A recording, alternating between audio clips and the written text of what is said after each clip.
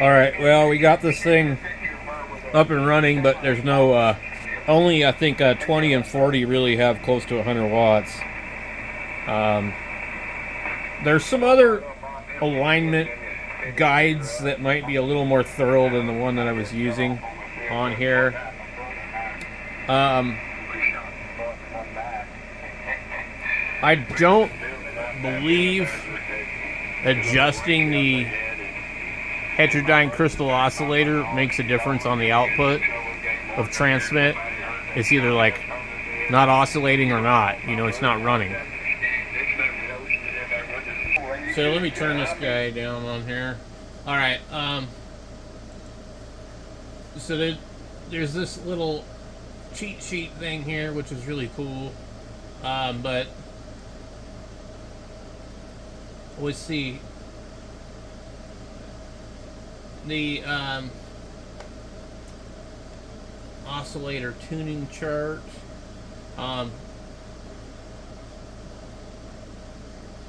So we did basically the shade tree mechanics approach to adjusting this radio, which is basically the alignment procedure as set out in the manual here. Each particular manual is going to be different. This is the manual for several different ones. Not all of these will have the 11 meter position on it. The one in the picture here looks like it does. But there's some other pages they've inserted into here that are out of another manual, which makes this confusing. See how that page looks like that? And then that page looks like that. Well, that's not the original manual. I have the original. I've got like 3 different original 101 manuals. And there's a couple of different ones out there. But this one here is not probably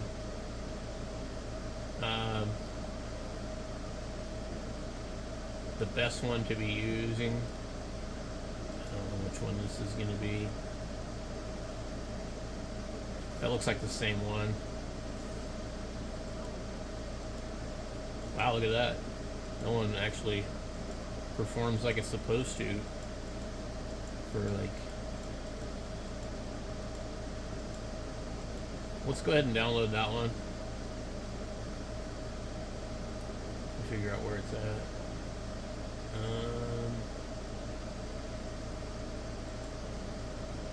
I think that's it. Yeah.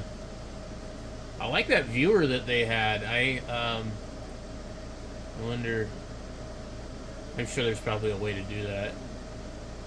I've always scrolled through them, but I thought that was kind of neat. Let's see if this looks like the same one. That's interesting. So it does look like the same manual.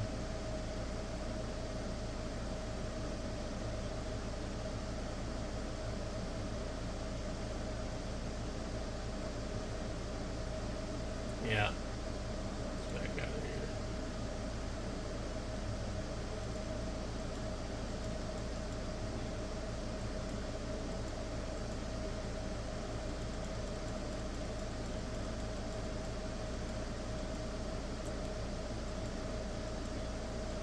It's pretty cool.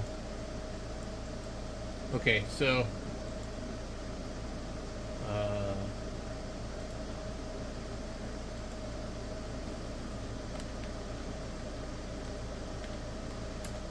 so there's also going to be a service manual, and they're all going to be different.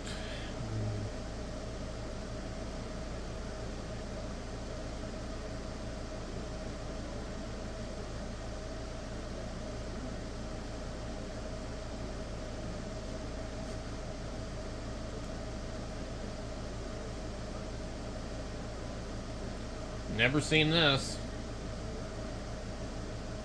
Well, that's a horrible picture. Yeah, I have this one in a notebook somewhere.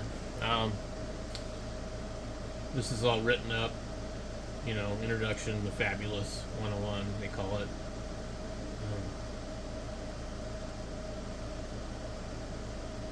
The purpose of this manual is to provide the reader with essential information. Bernard E. Tower, W6RNW General Manager. I'm sure he's probably silent key. Almost anybody that had anything to do with this stuff back in the day, they're all dead now.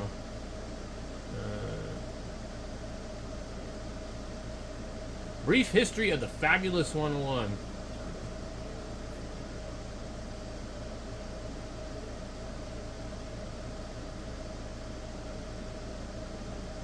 This is a popular problem. The cinch Jones plug.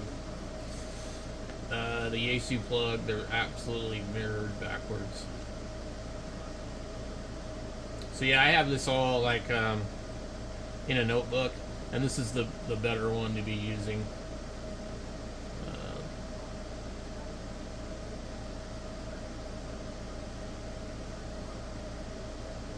It gives you the theory of operation of all the boards and how they work and things like that. Which is very, very, very helpful.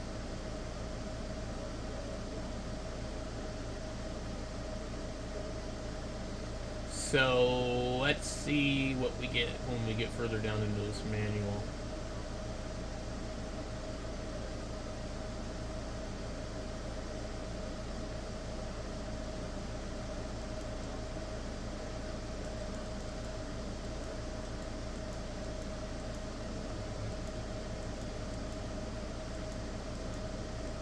Lots of information here.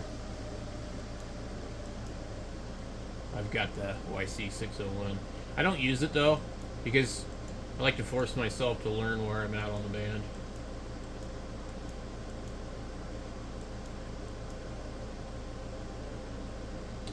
We really would like to have a damn AM filter.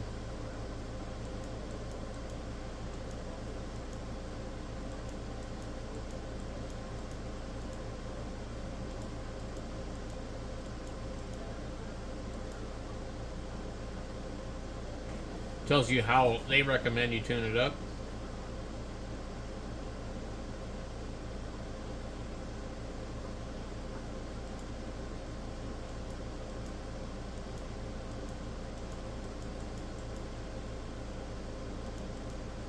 Disassembly.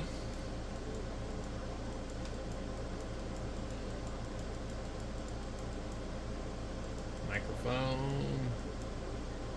Cables. There's lots of good information here.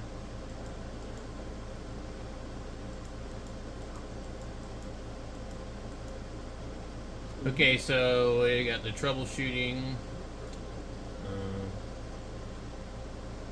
fault tree,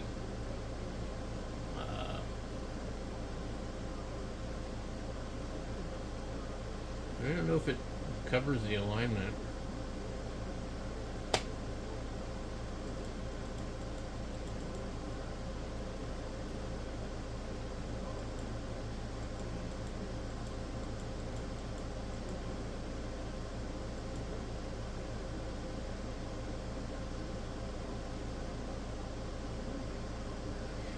If the transmitter output is 0 in SSB mode and normal in tune mode, it's possible the unit has ALC trouble.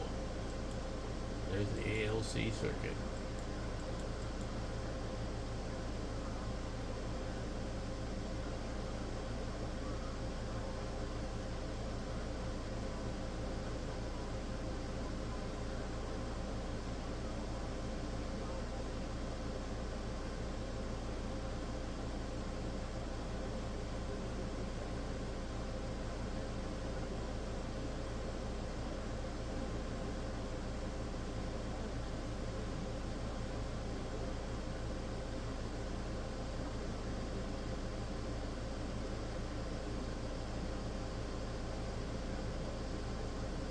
Bunch of stuff. Fault tree.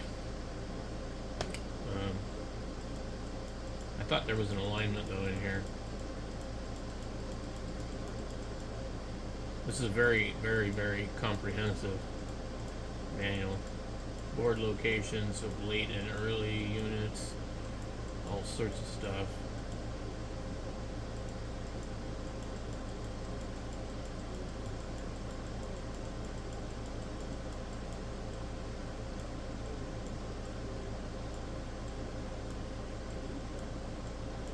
thought it gave you the alignment in here. Oh, I might be wrong. What we got there? Okay, installation, humming, noise problems, AM modification 6-16, modification to non-standard frequencies.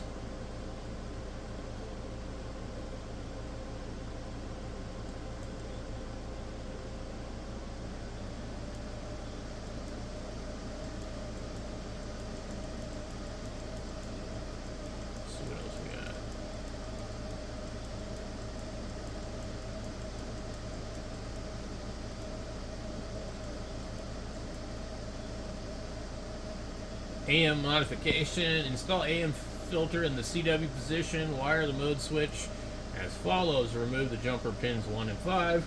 Remove the band end of the diode D1 from pin 5 and solder it to pin 4. Solder a jumper from pin 3 to pin 2. Remove the yellow wire at pin 9 of the MJ3, which goes to the heater switch of SSB, and solder it to pin 5 of S2C. Remove the yellow wire from pin 4, blah, blah, blah, blah, blah, blah. And, anyway, definitely want to read that carefully if you're going to do that. What is this? I don't know what that is.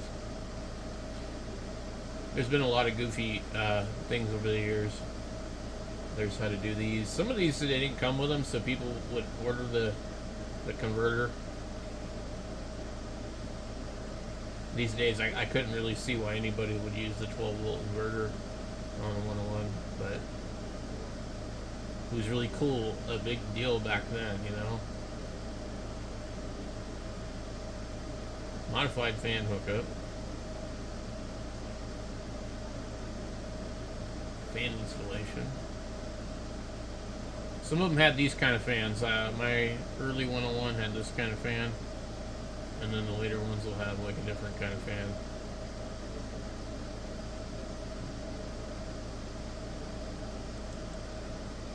I don't think that it actually has the alignment in it.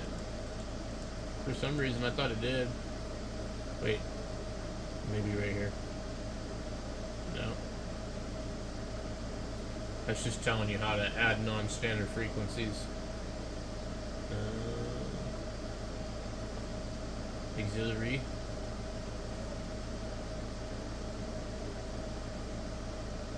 Alignment. There we go. Okay. Alright. Equipment required. Alignment procedure. TX and RX. Trap coil alignment. Heterodyne crystal oscillator alignment. S-meter adjustment. Yeah, cool. So let's take a look at this. And let me bring the camera in a little better.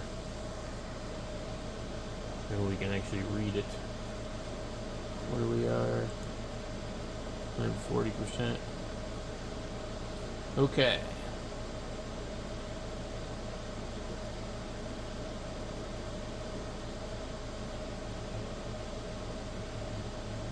So, final amplifier bias adjustment must be set to 60 milliamps before extensive operation of the transmitter is attempted. It is assumed that blah blah blah. We'll start with the highest frequency on the rig and align the transmitter section. Then, without moving the pre-selector alignment and receiver so it peaks at the same point. If you get a rig where TX and RX do not peak at the same point, chances are that realignment is in accordance with this procedure will cure your difficulty. Then we will align various traps and set adjustments. If you work carefully, your FT1 will emerge from the alignment meeting all factory specifications. Remove the covers, read through the manual procedure, blah, blah, blah. I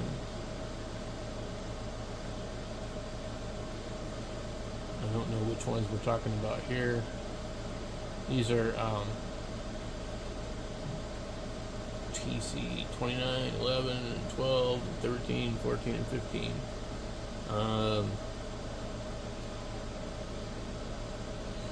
Connect a 50 ohm dummy load. Tune up a transceiver on 330 megahertz. Set the band switch to 10D. set the pre-selector control to the upper end of 10 and 11 meter segment. Do not leave it in mocks for more than 10 seconds at a time. Advance the carrier control.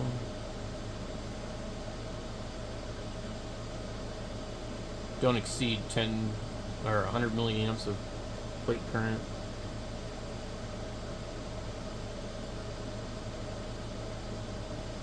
Yeah, this is all the adjustment of the TC5 and all that.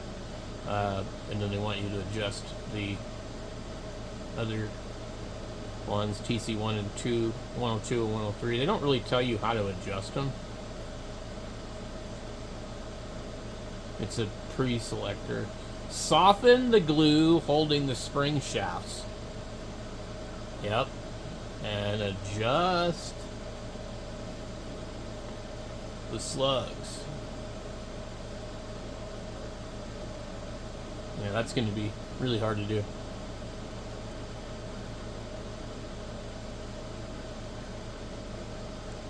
Okay.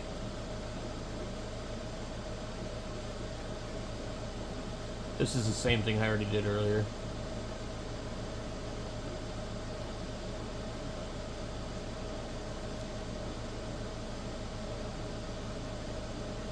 So I guess that's about it. I think I might have a soft driver tube on mine. I'm just going to go look in my stash and look for a 12BY7. So thanks for watching, guys, and I'm going to get this thing put back together. I'll catch you later.